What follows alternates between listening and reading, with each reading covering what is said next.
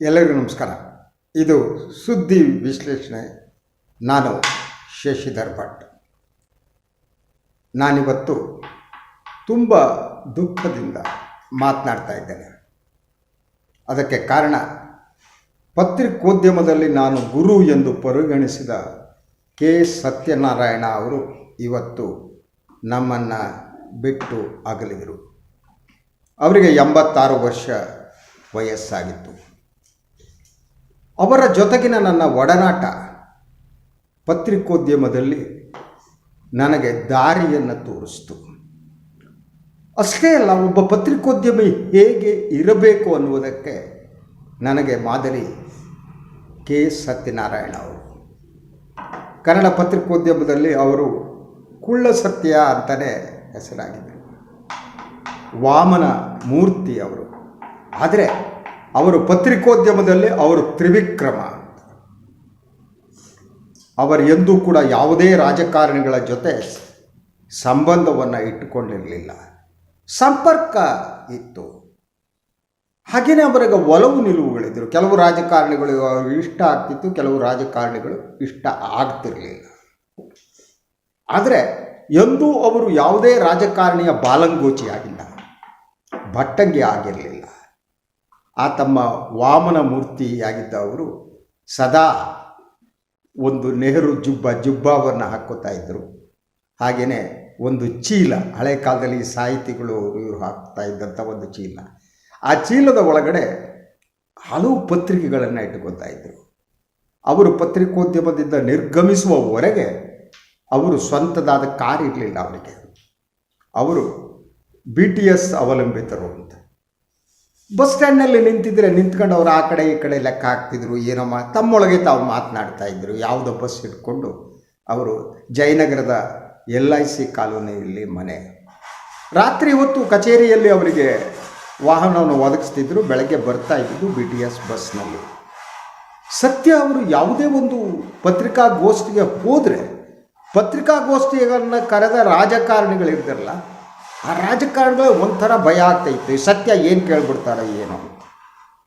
ಹಾಗೆಯೇ ನೇರ ನಿಷ್ಠುರವಾದಿ ಅವರು. ಕೆಲವೊಮ್ಮೆ ಹೆಚ್ಚು ಮಾತಾಡ್ತಿರಲಿಲ್ಲ, ಆದರೆ ಅವರ ಬರವಣಿಗೆ ಇದೆಯಲ್ಲ, ಬರವಣಿಗೆ ಅವರು ಉದ್ದುದ್ದ ಬರೀತಿರಲಿಲ್ಲ. ಅವರ ಬರವಣಿಗೆ ಭಾಳ ಅದು ಹೇಗಿರ್ತಾ ಇತ್ತು ಅಂದರೆ ಅಪ್ ಟು ದ ಪಾಯಿಂಟ್ ಅಂತ ಹೇಳ್ತಾರೆ ನೋಡಿ, ಹಾಗೆ ಬರಿತಾ ಇದ್ದಂಥವ್ರು. ಅವರು ನನಗೆ ಪತ್ರಿಕೋದ್ಯಮದಲ್ಲಿ ದಾರಿ ತೋರಿಸಿದವರು ಅಂತ. ಆಗ ನಾನು ಸಮಿತ್ ಕರ್ನಾಟಕ ಮುಂಜಾನೆ ಪತ್ರಿಕೆಗಳಲ್ಲಿ ಕೆಲಸ ಮುಗಿಸಿ ಬೇರೆ ಬೇರೆ ವಾರ ಪತ್ರಿಕೆಗಳಲ್ಲಿ ಕೆಲಸ ಮಾಡ್ತಾಯಿದ್ದೆ. ಸುದ್ದಿ ಸಂಗಾತಿ ಪತ್ರಿಕೆಯಲ್ಲಿ ಕೆಲಸ ಮಾಡಿ ಬಂದಿದ್ದೆ ಹೊರಗಡೆ. ಅದು ಇದು ವಾರ ಪತ್ರಿಕೆಯಲ್ಲಿ ಕೆಲಸ ಮಾಡ್ತಾ ನನಗೆ ಆವಾಗ ಸುಮಾರು ಒಂದು ತಿಂಗಳ 1,200 ರೂಪಾಯಿ ದುಡಿತಾ ಇದ್ದಂಥ ಕಾಲ ಅದು. ಅವರು ಕನ್ನಡಪ್ರಭ ಆಫೀಸ್ ಕಚ್ಚೆ ಪಕ್ಕದಲ್ಲಿ ಒಂದು ಒಲಿಂಪಿಕ್ ಅಂತ ಹೋಟೆಲ್ ಇತ್ತು, ಅಲ್ಲಿ ಟೀ ಕುಡಿಯೋಕ್ಕೆ ಹೋಗ್ತಾಯಿದ್ರು. ಒಂದಿನ ನಾನು ಯಾವುದೋ ಪತ್ರಿಕಾಗೋಷ್ಠಿಯನ್ನು ಮುಗಿಸಿ ಅದೇ ರಸ್ತೆಯಲ್ಲಿ ನಡೆದು ಹೋಗ್ತಾ ಇದ್ದೆ. ಅದು ನಡೆದು ಹೋಗ್ತಿದ್ದಂಥ ಕಾಲ. ನನ್ನ ಹತ್ರ ಬಸ್ ಹತ್ತೋದಕ್ಕೂ ಕೂಡ ದುಡ್ಡು ಭಾಳ ಸಂದರ್ಭದಲ್ಲಿ ಇರ್ತಿರಲಿಲ್ಲ. ತಿಂಡಿಗೆ ಊಟಕ್ಕೆ ಬಿಡಿ, ಅದು ಪತ್ರಿಕಾಗೋಷ್ಠಿ ಮೇಲೆ ಅವಲಂಬಿತರಾಗಬೇಕಾಗಿತ್ತು. ಯಾವುದೋ ಪತ್ರಿಕಾಗೋಷ್ಠಿಯಲ್ಲಿ ತಿಂಡಿ ಕೊಟ್ಟರೆ ಅದೇ ಹೊಟ್ಟೆ ತುಂಬ್ತಾ ಇತ್ತು. ಹಾಗಂತ ನಾನು ಬಹಳ ಕಷ್ಟದಿಂದ ಬಂದವನೇನಲ್ಲ. ನಮ್ಮೂರಿನಲ್ಲಿ ಅಡಿಕೆ ತೋಟ ಇತ್ತು, ಬಟ್ ಬೇರೆ ಬೇರೆ ಕಾರಣದಿಂದ ನಾನು ಊರು ಬಿಟ್ಟು ಬಂದಿದ್ದೆ. ಆ ಮನೆಯಿಂದ ದುಡ್ಡು ತೆಗೆದುಕೊಳ್ಳಬಾರ್ದು ಅಂತ ಒಂದು ತೀರ್ಮಾನಕ್ಕೆ ಬಂದಿದ್ದೆ ನಾನು. ಹೀಗಾಗಿ ಮನೆಯಿಂದ ಅಪ್ಪನಿಂದ ದುಡ್ಡು ಇಸ್ಕೋತಾ ಇರಲಿಲ್ಲ. ನಮ್ಮ ಅಪ್ಪನಿಗೆ ನಾನು ಶಿಕ್ಷಣಕ್ಕೆ ನಮ್ಮ ಅಪ್ಪ ಖರ್ಚು ಮಾಡಿದ ಹಣವನ್ನು ವಾಪಸ್ ಕೊಡಬೇಕು ಅನ್ನೋ ತೀರ್ಮಾನಕ್ಕೆ ಬಂದಿದ್ದೆ. ಮುಂದಿನ ದಿನಗಳಲ್ಲಿ ನಾನು ಅದನ್ನು ಕೊಟ್ಟೆ ಅನ್ನೋದು ಬೇರೆ. ಸೊ ಅಂಥ ಒಂದು ಕಾಲಘಟ್ಟ ಅದು. ನಾನು ಒಂದಿನ ಬರ್ತಾಯಿದ್ದೆ ಒಲಿಂಪಿಕ್ಸ್ ಹೋಟ್ರೆ, ಸತ್ಯ ಸಿಕ್ಕರು. ನನಗೆ ಪತ್ರಿಕಾಗೋಷ್ಠಿಯಲ್ಲಿ ಅಲ್ಲಿ ಗೊತ್ತಿತ್ತು. ಅವ್ರು ನನ್ನನ್ನು ಕೇಳಿದ್ರು, ನೀನು ಕನ್ನಡಪ್ರಭಕ್ಕೆ ಬರ್ತೀಯಾ ಅಂತ.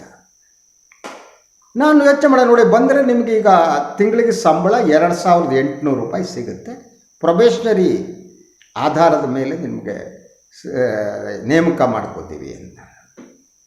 ಸರಿ, ನಾನು ಈಗ 1,000 ರೂಪಾಯಿ ಅಲ್ಲಿ ಬರೋದು ದುಡಿಯೋದಕ್ಕಿಂತ ಒಂದು 2,600 800 ರೂಪಾಯಿ ಬಂದರೆ ಸ್ವಲ್ಪ ಬದುಕು ಸೆಟ್ಲ್ ಆಗ್ಬೋದೇನೋ ಅಂತ ಅಂದ್ಕೊಂಡಿದ್ದೆ. ಅದು ಸುಮಾರು 1987ರ ಸಮಯ.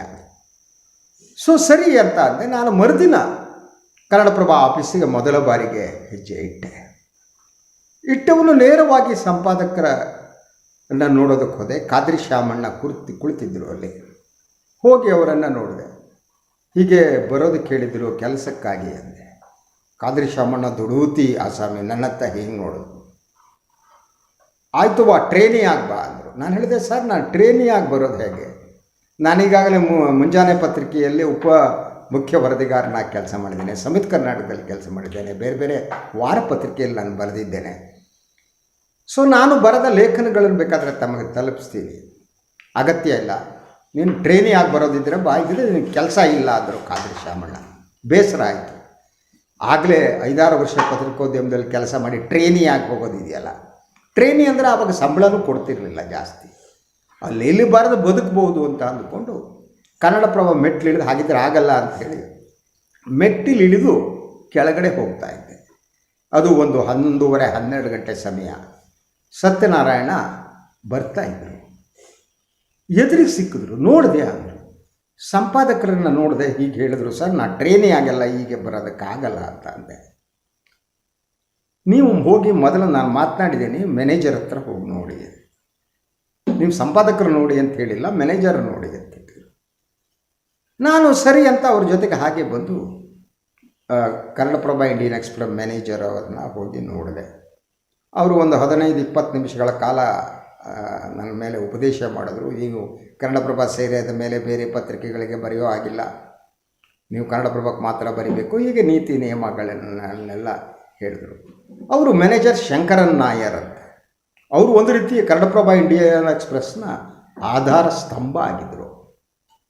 ಸೊ ನಾನು ಅವರು ಹೋದೆ. ಅವರು ತಕ್ಷಣ ನನಗೆ ಆದೇಶ, ಸತ್ಯ ಮಾತನಾಡಿದ್ದಾರೆ ಅಂಥೇಳಿ ನನ್ನ ಅಪಾಯಿಂಟ್ಮೆಂಟ್ ಆರ್ಡರನ್ನು ಕೊಟ್ಟರು. ನಂತರ 2 ದಿನಗಳ ನಂತರ ನಾನು ಕನ್ನಡಪ್ರಭ ಜಾಯ್ನ್ ಆದೆ. ಆಗ ಕನ್ನಡಪ್ರಭದಲ್ಲಿ ದಿಗ್ಗಜರುಗಳಿದ್ದರು.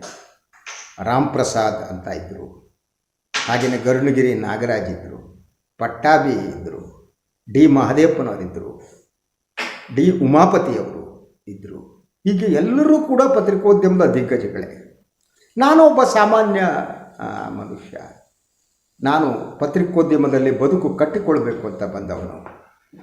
ಅದಕ್ಕೂ ಮೊದಲು ನನಗೆ ಹಲವು ಚಳವಳಿಗಳಲ್ಲಿ ಇದ್ದುದರಿಂದ ಸಾಮಾಜಿಕ ಕ್ರಾಂತಿ ಬದಲಾವಣೆ ಪತ್ರಿಕೋದ್ಯಮದಿಂದ ಮಾತ್ರ ಸಾಧ್ಯ ಅಂತ ನಂಬಿದ ಕಾಲ ಅದು. ಕನ್ನಡಪ್ರಭ ಜಾಯಿನ್ ಆದೆ.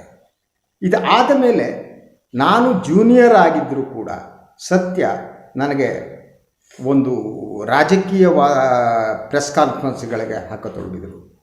ಅಲ್ಲಿಂದ ಒಳ್ಳೆಯ ಅಭಿಪ್ರಾಯಗಳು ಬರತೊಡಗಿದ್ರು, ಚೆನ್ನಾಗಿ ಬರಿತಾನೆ ಅಂತ.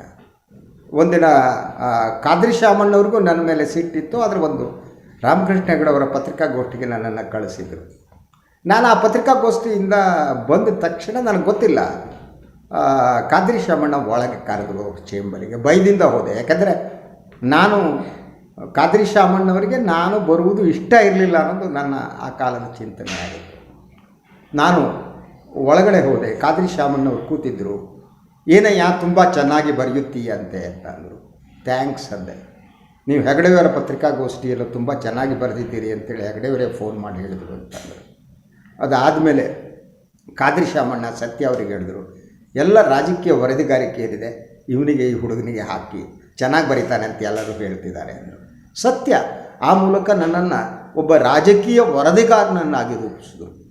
ಹೇಗೆ ಬರಿಬೇಕು ಅನ್ನೋದನ್ನು ಕಲಿಸಿದರು.